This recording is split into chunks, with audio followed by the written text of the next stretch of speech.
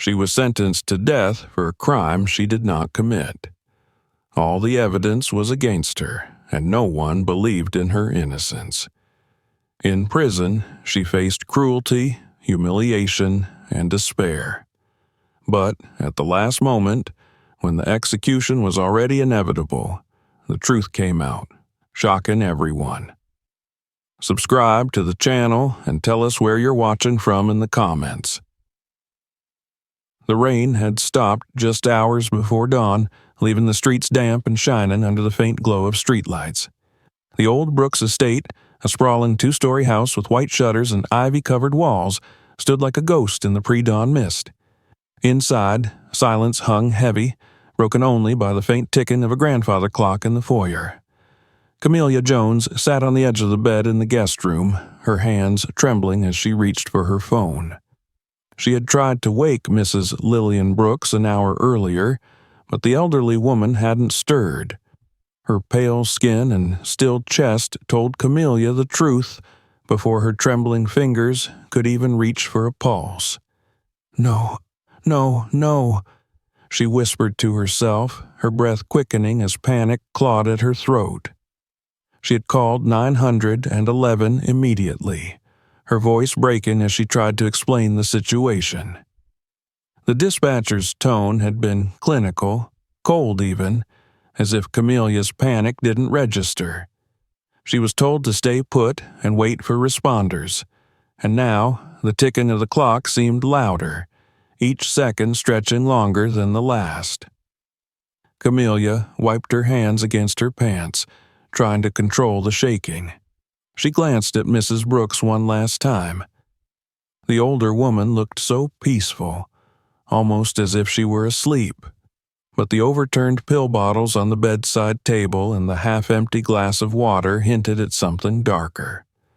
When the sirens cut through the quiet, Camelia stood, her heart slamming against her ribcage.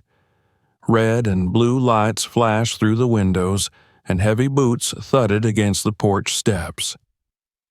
She opened the door before they knocked. "She's upstairs," Camelia said, her voice shaken. She's not breathing." The two officers, both white men in navy blue uniforms, barely looked at her. They pushed past, their hands already resting near their belts. "Stay here," one of them barked as they ascended the stairs. Camelia didn't move. She stood in the doorway, hugging herself and biting the inside of her cheek until she tasted blood. Moments later, one officer reappeared. His partner remained upstairs. "Come with me." Camelia hesitated. "Is she?" "Come with me," he repeated, this time more forcefully. She followed him outside, where another patrol car had pulled up. The neighbors had already begun gathering, peeking out of windows and standing on porches. Camelia felt their eyes on her, sharp and accusing. The officer led her to the second car and opened the door. "Wait, am I under arrest?" she asked, her voice breaking. "Get in the car." When she didn't move, he grabbed her arm. "I didn't do anything." The officer leaned in, his voice low but sharp. "I said, get in the car." She slid into the seat, tears spilling down her cheeks as the door slammed shut behind her. The police station smelled of stale coffee and disinfectant. Camelia sat in a cold metal chair in the interrogation room, her hands clenched tightly in her lap. Hours had passed since she'd been brought in, and no one had spoken to her except to ask for her name. Finally, the door creaked open. Detective Charles Reed stepped inside, a clipboard in hand. He was tall, with graying hair and sharp blue eyes that seemed to dissect her the moment they landed on her face. "Camelia Jones?" She nodded. He took a seat across from her, setting the clipboard on the table. "Tell me what happened tonight." Camelia took a shaky breath and started from the beginning. How she'd prepared Mrs. Brooks's medication, how they'd had tea in the afternoon, how Lillian had mentioned feeling a little tired but otherwise fine. When she got to the part about finding her unresponsive, Reed leaned forward. "The pills," he said. "You said the bottles were overturned?" "Yes." "And you didn't touch them?" "No." "Then why are your fingerprints on them?" Camelia froze. I don't know. I might have touched them earlier when I was organizing her doses for the week." Reed's lips pressed into a thin line. "So you were handling her medication?" "Not like that," she protested. "I was helping her." "Helping her?" His voice sharpened. "You sure about that?" Camelia's heart sank as she realized what was happening. "You think I did this?" Reed leaned back, tapping his pen against the clipboard. "I think," he said slowly, "that you're the only person who had access to her medication, and I think it's a little too convenient that she's dead and you're the one who found her." Camelia shook her head. "No, she trusted me. I would never hurt her." The detective didn't respond. Instead, he stood and left the room, leaving Camelia alone with her racing thoughts. The interrogation stretched late into the morning. By the time they finished questioning her, Camelia was physically and emotionally drained. She sat on a bench in the holding area, staring at the floor. Then she saw her. Jessica Brooks, dressed in black, stormed through the front doors of the station with tears streaking down her cheeks.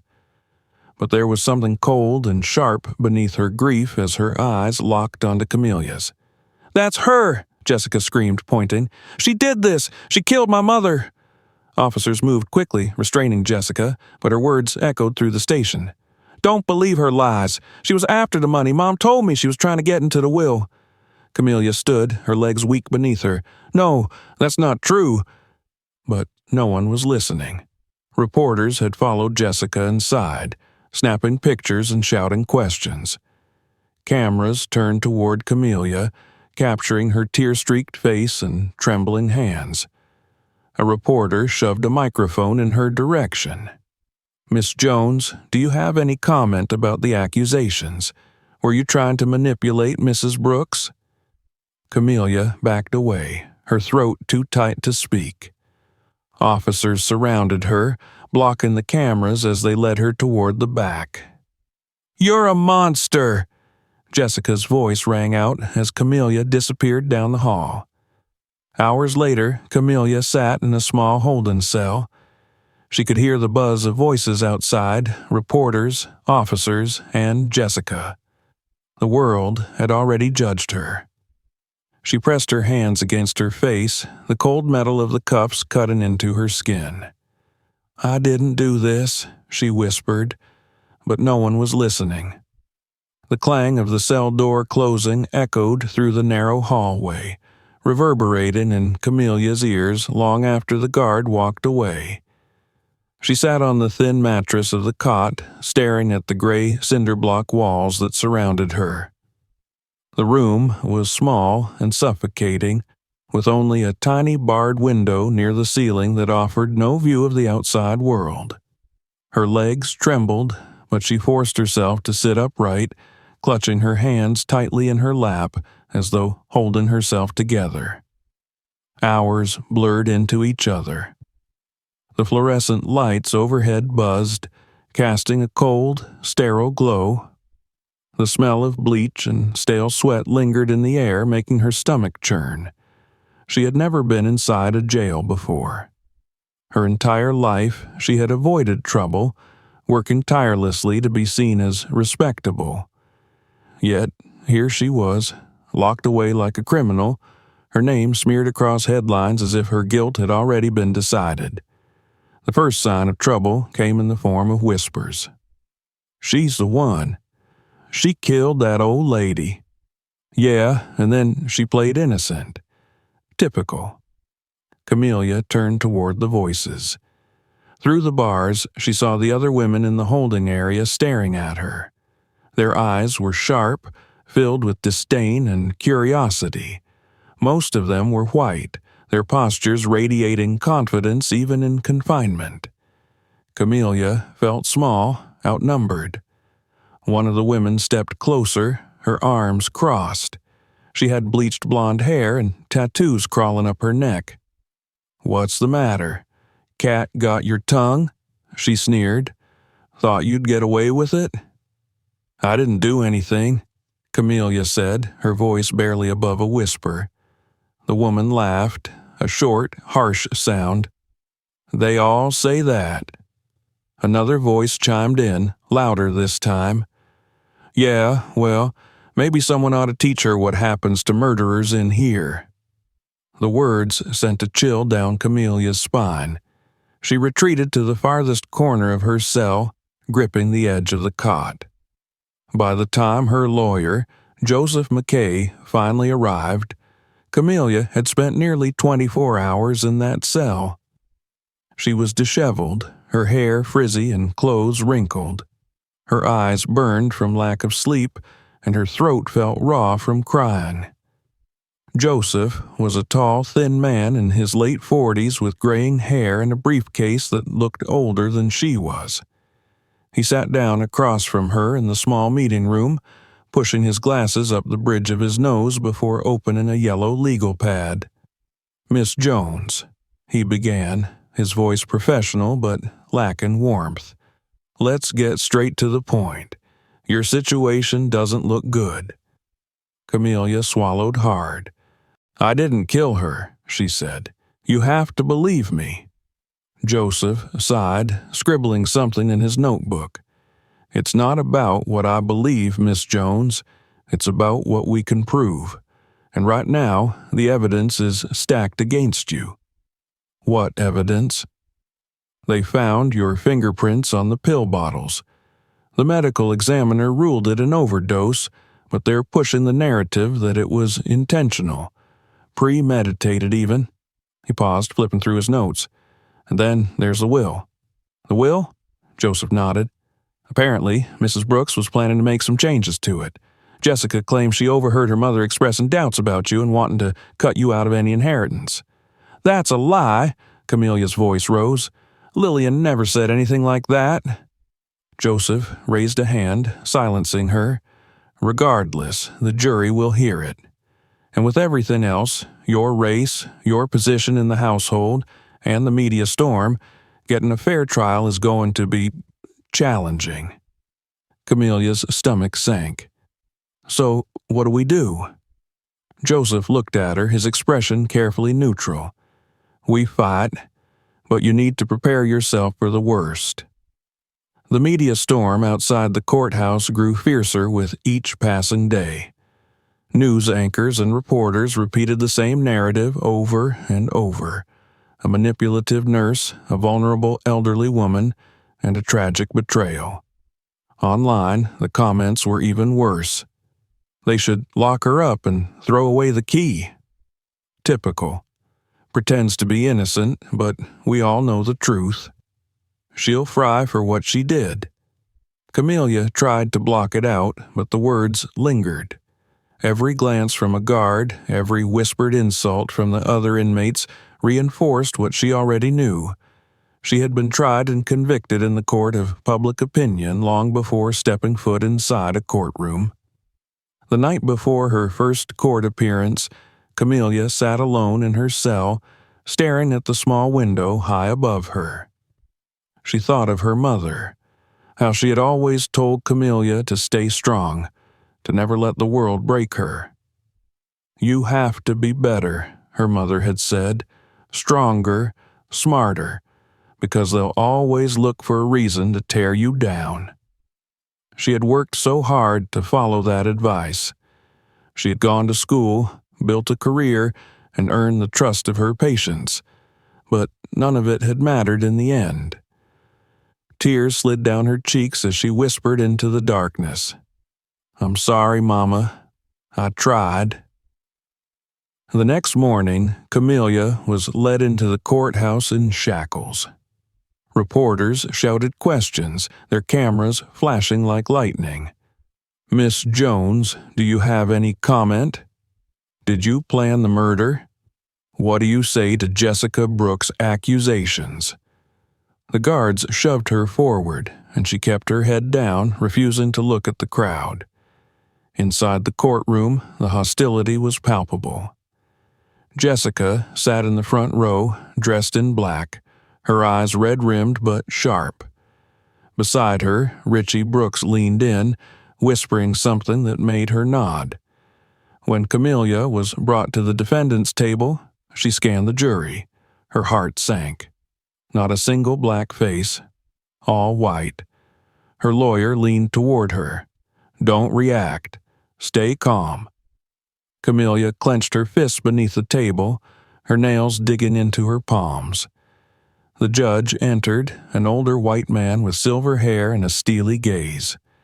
He looked at Camelia like she was already guilty. "Let's begin." The first witness was Jessica. She took the stand and recounted how her mother had allegedly expressed fear of Camelia. "She told me she didn't trust her anymore," Jessica said, her voice breaking perfectly.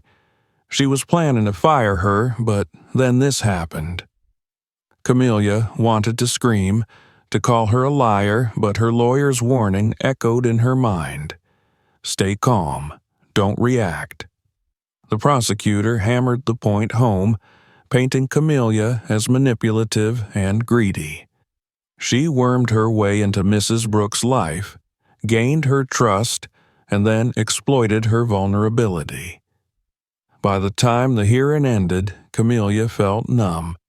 She barely registered the guards leading her out. Her lawyer's words echoed in her ears. "Prepare yourself for the worst." Camelia Jones pressed her back against the cold concrete wall of her new cell, her knees drawn up to her chest. The heavy clang of the metal door locking behind her sent vibrations through the floor, but she barely flinched. The cell was even smaller than the one in the county jail, the narrow cot barely wide enough to stretch out her legs. A steel toilet sat in the corner, exposed, with no privacy. This wasn't just jail. This was prison. The walls seemed closer, pressing in on her, and the single-barred window near the ceiling let in only a sliver of light. She hadn't slept more than an hour the night before. The transport van that had brought her here might as well have been a coffin on wheels. Shackled and watched like an animal, she'd listened to the guards make jokes about her case, laughing at headlines they'd read. "Granny killer," one had said. "Bet she poisoned a whole bunch of 'em before she got caught," another added. She hadn't looked up. She clenched her jaw and stared at the floor, fighting the tears that threatened to spill. But here, in the solitude of her cell, there was no one left to see her break. The first day in the general population was worse than she could have imagined. She was led through the corridors, flanked by guards, as the inmates inside their cells pressed against the bars. "She's the one, isn't she? I saw her on the news, the killer nurse. She don't look so tough now." The words rained down on her like stones, cutting into her already raw nerves. Some inmates whistled, others jeered, and a few spat at the floor as she passed. When the guards shoved her into the communal yard, the sunlight blinded her for a moment. The space was surrounded by high fences topped with razor wire. Women milled about in small groups, their eyes narrowing as they noticed the new arrival. She found an empty spot near the edge of the yard and sat on one of the benches, keeping her head down. But it didn't take long for trouble to find her. A shadow fell over her, and Camelia looked up to see 3 women standing in front of her. "Well, well," the leader said, crossing her arms. She was tall, muscular, and covered in tattoos. "Look who we got here, the famous nurse who kills old white ladies."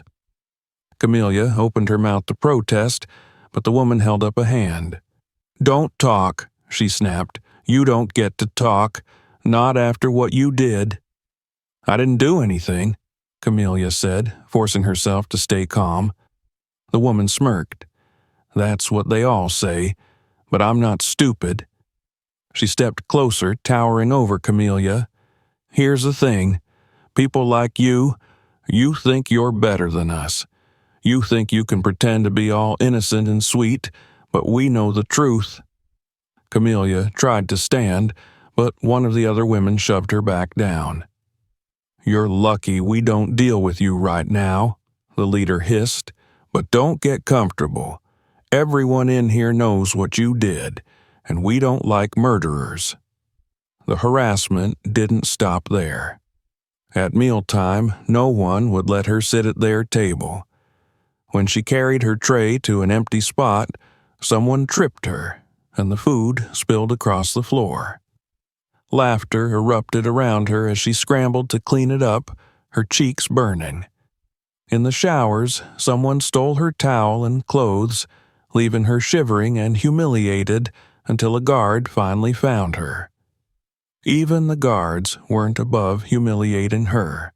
One morning, as they handed out breakfast trays, one of them smirked and slid hers across the table so hard it nearly fell to the floor. "Careful now," he said. "Wouldn't want you to poison anyone with that." Camelia didn't respond. She'd learned quickly that protesting only made things worse. Nights were the hardest. Alone in her cell, with only the sound of distant voices and the hum of fluorescent lights, she replayed the events leading up to her arrest over and over again.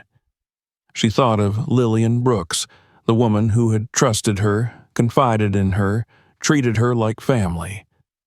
Lillian had never looked at her the way these women did now. She had never treated her like she was less than human. Camelia clung to those memories, but they grew fainter with each passing day. The harshness of prison life chipped away at them, leaving her with only doubt and fear. After a week, the guards decided to move her to a segregated cell for her safety. The isolation was almost worse than the abuse. Days blurred together, marked only by the arrival of meals and the occasional visit from her lawyer. The cell was cold and damp, and no matter how hard she tried, she couldn't shake the feeling that she was suffocating. Letters from her younger sister, Maya, were her only connection to the outside world. Maya wrote about how their mother was trying to stay strong, but the stress of the trial had taken its toll. "I know you didn't do this," one letter said, "but it feels like the whole world has turned against you. People at church stopped asking about you. They just whisper now. It's like they're afraid to even be associated with us." Camelia's tears stained the paper as she read. One afternoon, the guards pulled her from her cell and brought her to the warden's office. He sat behind a massive wooden desk, his expression unreadable. "Miss Jones," he said, folding his hands, "we've received some complaints about your behavior." Camelia blinked in disbelief. "Complaints? From who?" He raised an eyebrow. "From both inmates and staff. They say you've been causing disruptions, refusing orders, accusing people of mistreatment." "That's not true," she said, her voice rising. "I haven't done anything." He leaned back in his chair, his eyes cold. "This isn't a hotel, Miss Jones. If you can't adjust, we'll have to take further disciplinary action." Camelia wanted to scream, to tell him about the bullying and harassment, but she knew it wouldn't matter. Instead, she gritted her teeth and forced herself to stay quiet. The days dragged on, each one bleeding into the next. The bruises from the fights faded, but the scars inside her deepened. She stopped writing to Maya as often, afraid that even her words might somehow be used against her. She stopped hoping that anyone would come to her defense, and as she lay in her cot at night, staring at the ceiling, she wondered how long it would take before she stopped fighting altogether. The courthouse loomed in front of Camelia like a monument to her despair. Its gray stone walls and tall, narrow windows seemed designed to intimidate. The heavy oak doors groaned as the guards led her inside, her wrists shackled and ankles bound. Her orange jumpsuit felt heavier than ever, as if it carried the weight of all the accusations against her. Reporters crowded outside, their cameras flashing. Their shouted questions blurred together. Do you have any comment about the evidence? Is it true you planned the murder for months? Do you regret what you did? Camelia kept her head down, refusing to meet their eyes. The guards shoved her forward, and the questions faded into the background, replaced by the echo of her footsteps on the marble floors.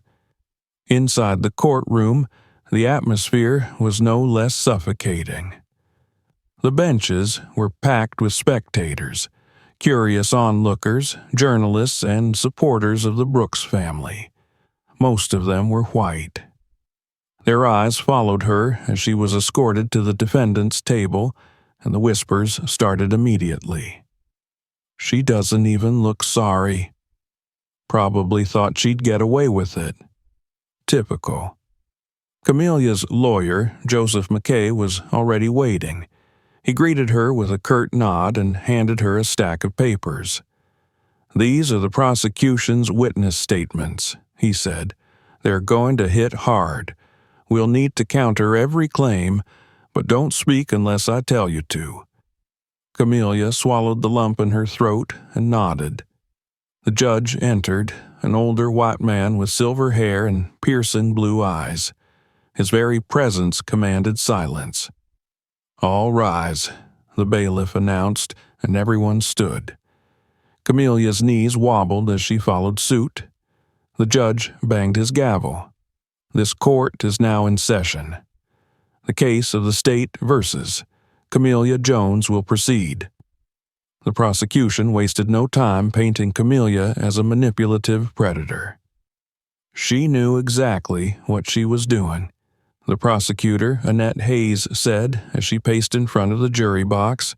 She gained Mrs. Brooks' trust, used her position to isolate her from family, and then exploited her vulnerability. This wasn't an accident. This was premeditated murder. Camelia clenched her fists under the table, her nails digging into her palms. Every word felt like a dagger. Hayes turned to the jury, her voice dropping for effect. And the evidence speaks for itself. Fingerprints on the pill bottles, a history of controlling behavior. And, let's not forget, Mrs. Brooks' own daughter warned her mother about the defendant's intentions. Jessica Brooks took the stand first. She wore a black dress and clutched a handkerchief, dabbing at her eyes even before she started speaking. My mother trusted her, Jessica said, her voice trembling, but I saw through her act. I told my mother she was being manipulated, but she wouldn't listen. She thought Camelia cared about her. Jessica's voice broke, and the jury leaned in. And now she's gone. Tears streamed down her face, and one juror, a middle-aged white woman, wiped her own eyes. Camelia's lawyer objected when Jessica began speculating about motives, but the damage was already done. The jury had seen the tears. They had felt Jessica's grief. The defense struggled to counter the prosecution's narrative. Joseph called a few character witnesses, former patients who testified to Camelia's compassion and professionalism, but they were quickly discredited under cross-examination. You mean to say she was kind? Hayes asked one witness. I'm sure Mrs. Brooks thought so too, right up until the moment she died. The jury seemed unmoved.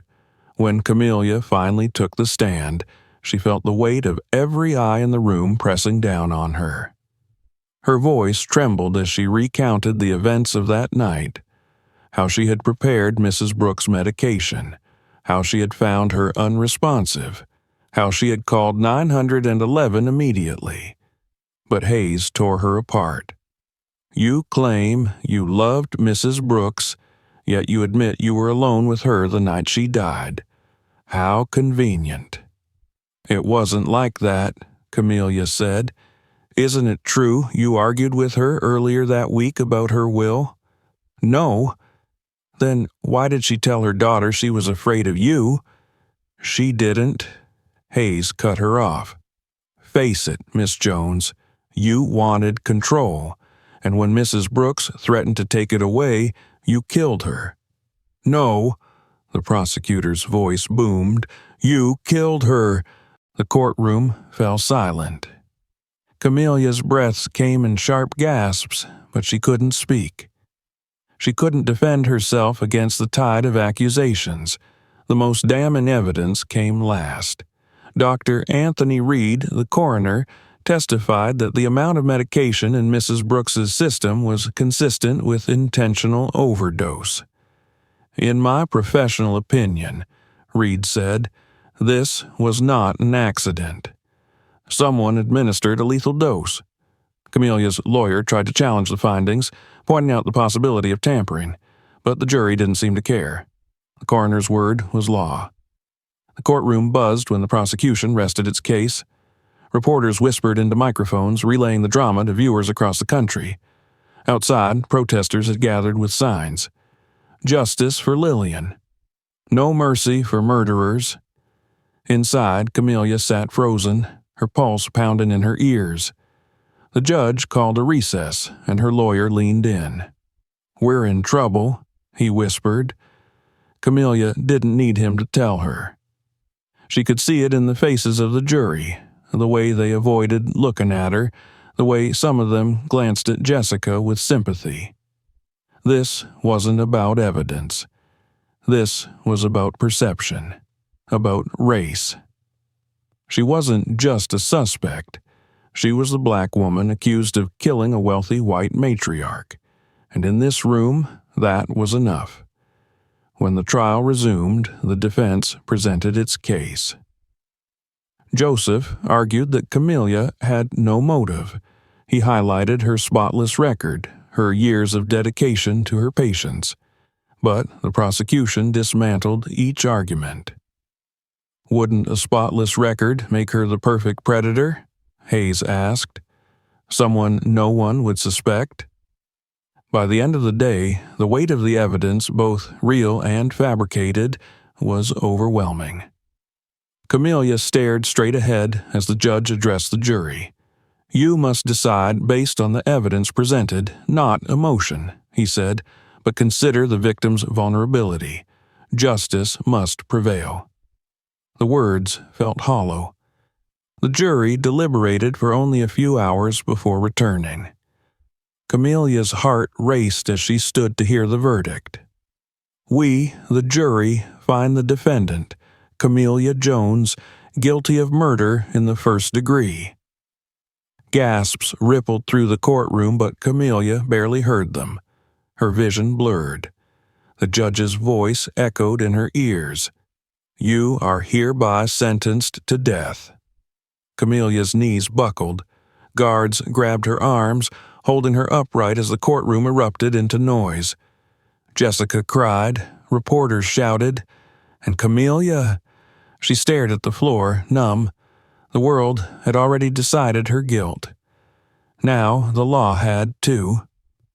Camelia Jones sat on the edge of her cot, staring at the narrow slit of a window that barely let in any light. The small barred opening wasn't enough to show the sky or the world beyond. Only a dull gray glow that never seemed to change. The days and nights had blurred together since her conviction, and the passing of time felt meaningless. The cell was even smaller than the one in general population, barely more than a cage. A metal bed bolted to the wall, a stainless steel toilet without a lid, no privacy, no freedom. Just cold concrete and silence. The fluorescent lights overhead buzzed softly, flickering every so often. It was the only sound besides the occasional clinking of chains and the sharp voices of guards barking orders down the corridor. Death Row was quieter than the rest of the prison, but that quiet was heavy. It hung in the air like a fog, pressing down on her chest. She had been transferred to this section the day after the verdict was read. The jury's words, guilty of murder in the first degree, still echoed in her ears. The judge's voice had sealed her fate, announcing her death sentence without hesitation.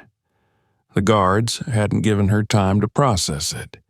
They'd cuffed her wrists and ankles and marched her straight from the courtroom to this place. And now she waited. The other inmates on death row were mostly men, kept in cells far from hers. There were only a few other women, and Camelia had yet to see any of them. The guards escorted her to and from the showers alone. Her meals were slid through a slot in the door. No contact, no conversations. The isolation was deliberate. It wasn't just about security. It was about breaking her spirit. And it was working. The first week, she tried to keep herself busy. She did push-ups and sit-ups in the narrow space between her cot and the wall, but exhaustion and hunger soon made that impossible. The food was barely edible, mushy vegetables and dry bread that stuck in her throat. She lost weight quickly, her cheekbones growing sharper with each passing day. She tried to read the Bible left on the small shelf above her bed, but the words blurred together and her eyes burned from crying. At night, the tears wouldn't stop. She whispered prayers to a God who felt distant, begging for strength, for hope, for justice. But none came. The guards were no better than the inmates in general population. One night, as Camelia lay curled up on her cot, she overheard two of them talking outside her cell. "She's the one who killed that old lady, right?" "Yeah, poisoned her, cold-blooded." "Figures, you know how they are, always looking for a way to take what ain't theirs." Camelia flinched but didn't move.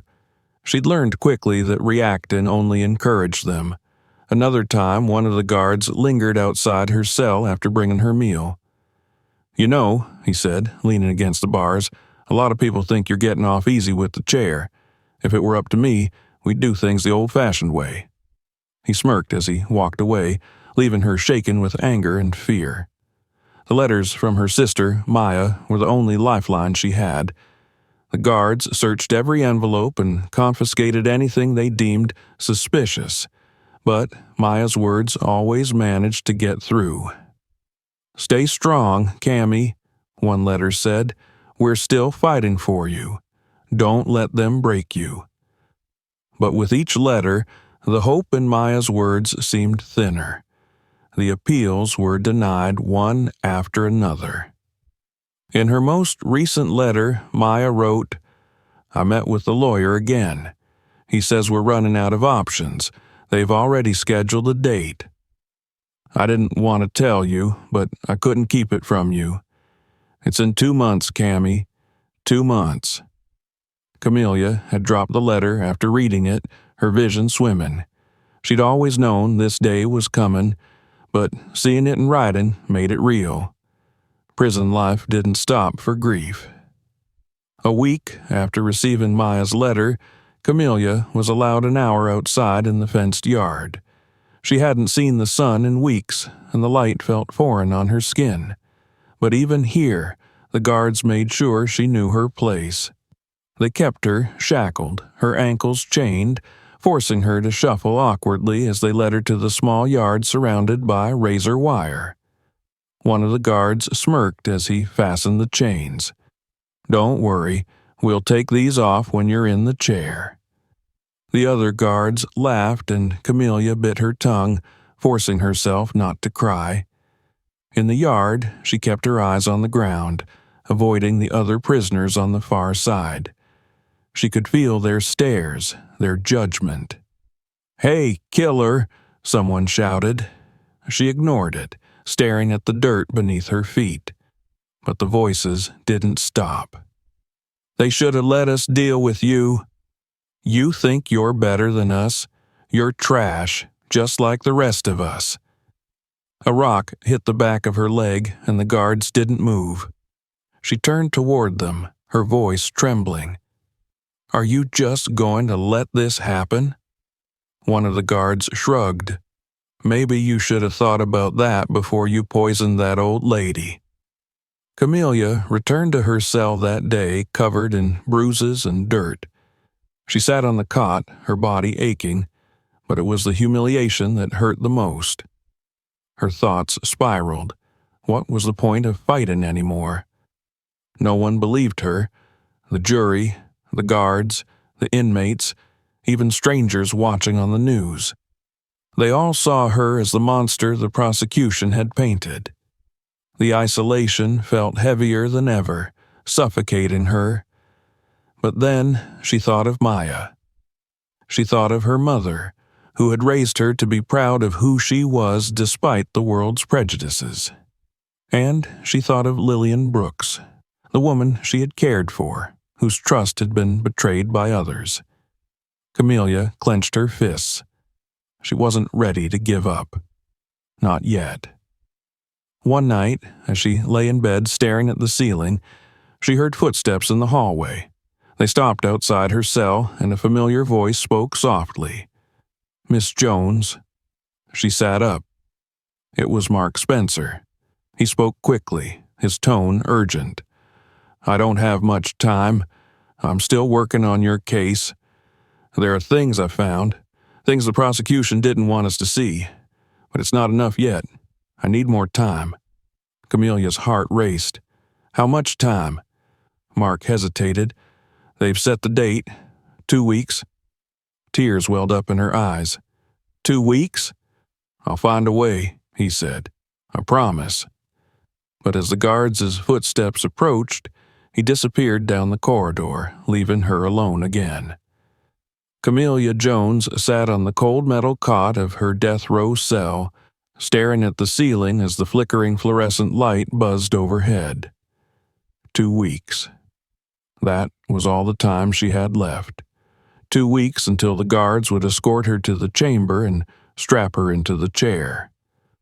2 weeks until they silenced her forever.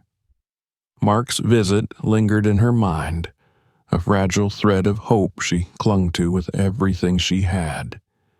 He was still fighting for her, still searching for the truth. But doubt gnawed at her. Could he find the evidence he needed in time? The guards had grown more hostile in the days since the execution date had been finalized. They didn't bother hiding their contempt anymore. "Counting down the days yet?" one asked as he dropped her meal tray through the slot in the door. "Bet you can already smell the smoke." Another smirked as she passed by during her yard time. 2 weeks, he said. "Don't forget to say your prayers." The inmates in general population had mocked her, but the guards here were worse. They weren't just cruel. They wanted her to fear them. And it was working. The second week began with more bad news. Maya's letter arrived early Monday morning, slid under the door with the rest of her mail. Camelia tore it open, her fingers trembling. "Cammy, I don't know what to do. Mark called me last night. He's hit a wall. The judge refused to reopen the case, and they denied his request for a stay of execution. I'm so sorry. He's still trying, but we're running out of time." Camelia's hands shook as she read the words again. Running out of time. Tears burned her eyes, but she wiped them away. She couldn't afford to break down now, not with so little time left. She folded the letter carefully and placed it under her mattress, adding it to the growing pile of messages from Maya. Then she sank onto her cot, pressing her hands against her temples. She needed to think. Mark Spencer wasn't the only one fighting. Camelia had learned early on that survival meant doing more than waiting. She spent hours analyzing every detail of her case, replaying conversations and events in her head. There had to be something, some small detail they'd missed. That afternoon, she called Mark's office from the prison's phone. The guards stood close, listening, but she didn't care. "Mark, she said as soon as he answered. "We're not giving up. There's something we're missing. I know it." He sighed heavily. "I'm not giving up either, but I need more time. The evidence we have isn't enough. The jury didn't just convict you, they wanted to convict you. This wasn't about facts, Camelia. It was about what you look like." Camelia closed her eyes, swallowing the bitterness rising in her throat. She already knew that. She'd known it since the moment they arrested her. "There has to be something we can use," she said. "Anything. What about the security footage from the house? Did you check the tapes?" "There were no tapes," Mark said. "The cameras weren't working that night, or at least that's what the police report claimed." Camelia clenched her fists. "That's a lie.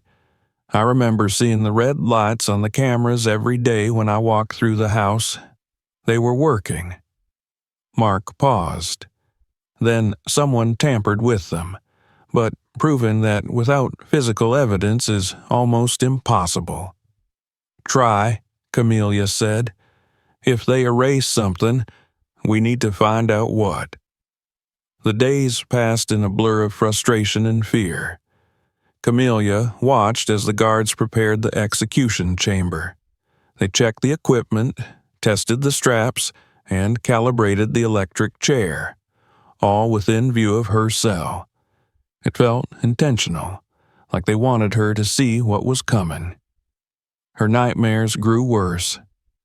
She woke up in cold sweats, gasping for air, the smell of burning flesh haunting her even when she was awake. And still, Mark called every day with updates. "I found something," he said one morning. "The coroner's report. There's a discrepancy in the medication dosages.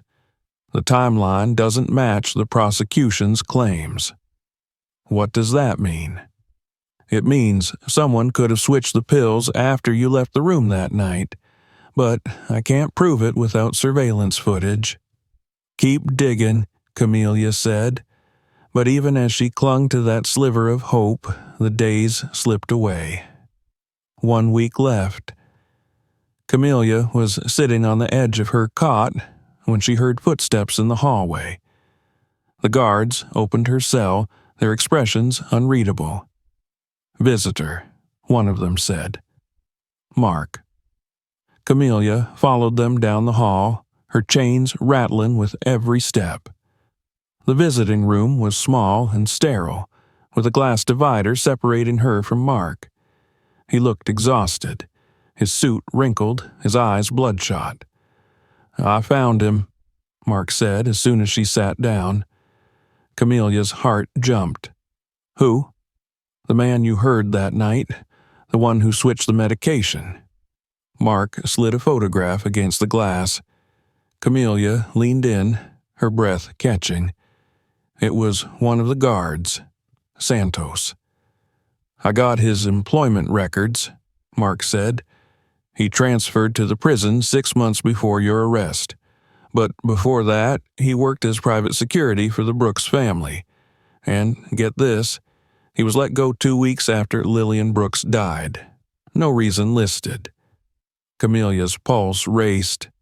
They knew each other. He was there that night. "And he's connected to Jessica," Mark added.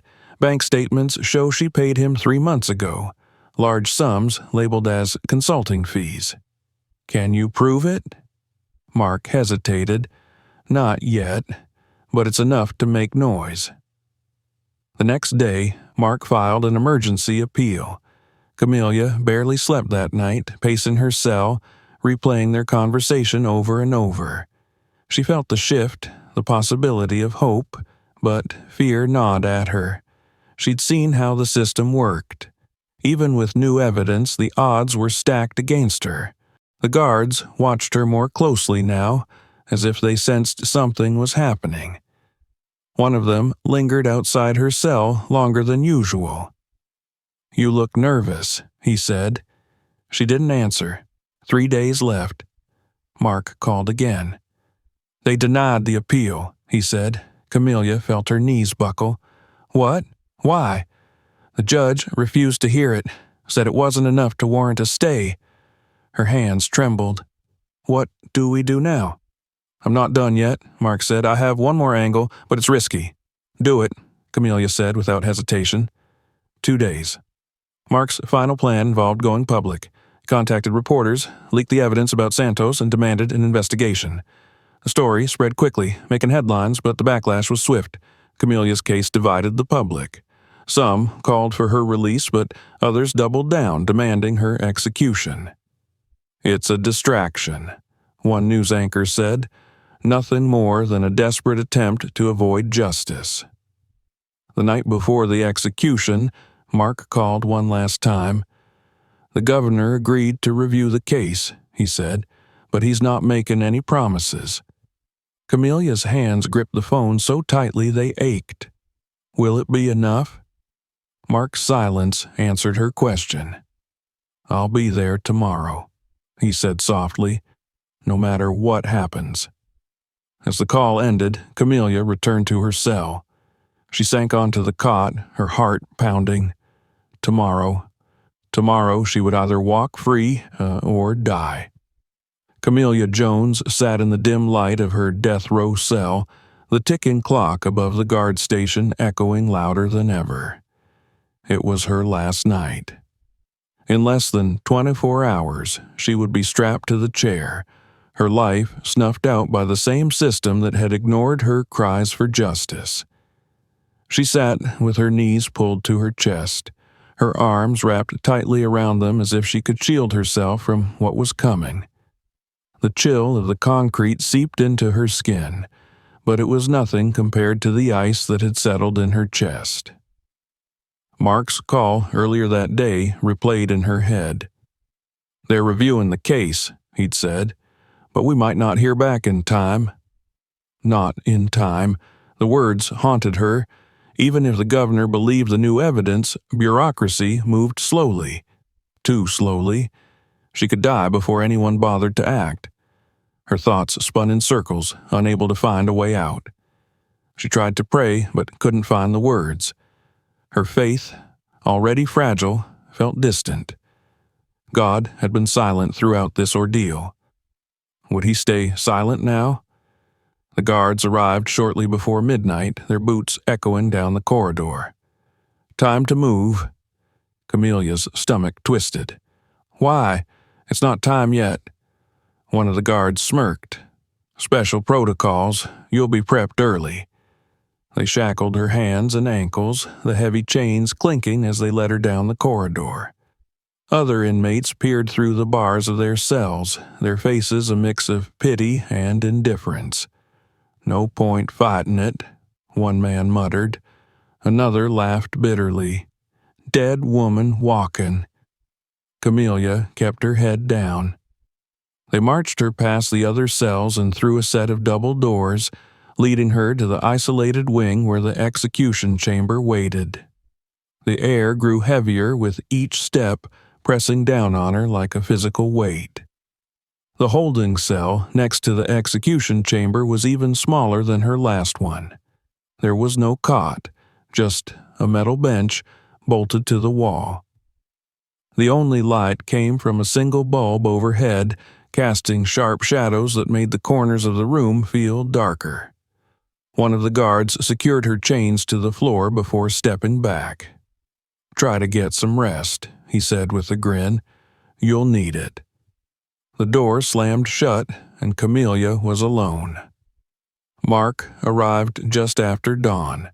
He stood on the other side of the glass divider, his suit wrinkled, his eyes bloodshot. It looked like he hadn't slept. They're still stalling, he said without preamble. The governor's office says they're reviewing the case, but I don't think they're going to act in time. Camelia's heart sank. So that's it? No. Mark's voice hardened. I'm not giving up. If they don't stop this, we'll take it to the media. We'll make them see the truth. Camelia's throat tightened. They won't care, Mark. They already decided I was guilty before the trial even started. Mark pressed his hands against the glass. Then we make them care. His words carried conviction, but Camelia wasn't sure she believed him. As the hours ticked by, Camelia tried to hold on to Mark's hope, but the guards returned just after noon, and this time there was no pretending. "It's time," one of them said. Her legs felt weak as they unshackled her from the bench and recuffed her wrists. Her breaths came faster, shallow, and panicked, but the guards didn't slow down. They marched her down the hall, past the viewing room where reporters and spectators were already gathering. Jessica Brooks was there, dressed in black, her face pale but composed, her eyes locked with Camelia's for a brief moment before she turned away. Camelia's knees nearly gave out. The last door opened, revealing the electric chair. Its dark leather straps gleamed under the fluorescent lights, and for a moment Camelia couldn't breathe. "No," she whispered. The guards ignored her. They guided her to the chair and pushed her down into it. The leather felt cold against her skin as they strapped her wrists and ankles in place. The witnesses took their seats behind the glass. The chaplain stepped forward, murmuring words of comfort that Camelia barely heard. Her heart was pounding so loudly it drowned out everything else. Then the executioner entered. Camelia froze. It was Santos. She'd expected it, but seeing him in the black hood, his hands steady as he tested the controls, sent terror surging through her. This was it. "No!" The word tore from her throat as she struggled against the straps. "You can't do this. He's the one who killed her." The room fell silent, but Santos didn't stop. Camelia's voice rose in desperation. "I recognize your voice. You were there that night. You killed Mrs. Brooks, and you're going to kill me to cover it up." The witnesses murmured, uncertainty rippling through the room. Santos's hand hovered over the switch. "Shut her up," one of the guards hissed. But Camelia wasn't done. "Ask him about Jessica Brooks. She paid him. Look at the bank records. They're framing me." The murmurs grew louder, and then the door burst open. Mark Spencer rushed in, holding a folder of papers. "Stop the execution," he shouted. "We have new evidence." The guards tried to block him, but Mark didn't back down. "The governor's office just called. They're ordering a stay." Camelia's head snapped up. "What?" Santos froze, his hand still poised above the switch. "The execution is suspended," Mark said, his voice firm. "Let her go." The room erupted into chaos. Guards shouted. Reporters pushed closer to the glass. Camelia's straps were unbuckled, and for the first time in hours she could move. Her legs shook as the guards pulled her to her feet, but she didn't fall. She stared at Santos, whose face had gone pale. "This isn't over," she said. Mark's evidence unraveled the case quickly. The bank transfers, the connection between Santos and Jessica, the tampered security footage. It was enough to force the judge to reopen the case. Santos was arrested that same night, and, under pressure, he confessed. Jessica Brooks had hired him to alter the medication and plant evidence to frame Camelia. She'd been terrified her mother would rewrite the will, cutting her out entirely. Camelia walked free 3 months later. Her release made headlines, but the damage couldn't be undone. The prison scars, both physical and emotional, remained. Maya was waiting outside the gates, tears streaming down her face as she pulled Camelia into a tight hug. "You're free," Maya whispered. Camelia clung to her sister, but part of her still felt the weight of the chains she'd worn. The fight didn't end there. Camelia sued the state and the Brooks family, winning a settlement that she used to create a foundation for wrongfully convicted prisoners. Mark continued exposing corruption, and Santos's confession led to investigations into other cases. But Camelia knew the battle wasn't over. Racism and injustice were still deeply rooted in the system. As she stood in the office of her new foundation, she vowed to keep fighting, because no one deserved to suffer as she had, and no one else would, not if she could help it.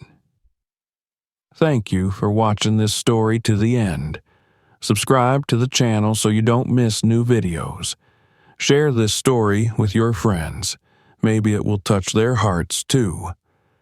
Check out our other stories. They're already waiting for you on the channel.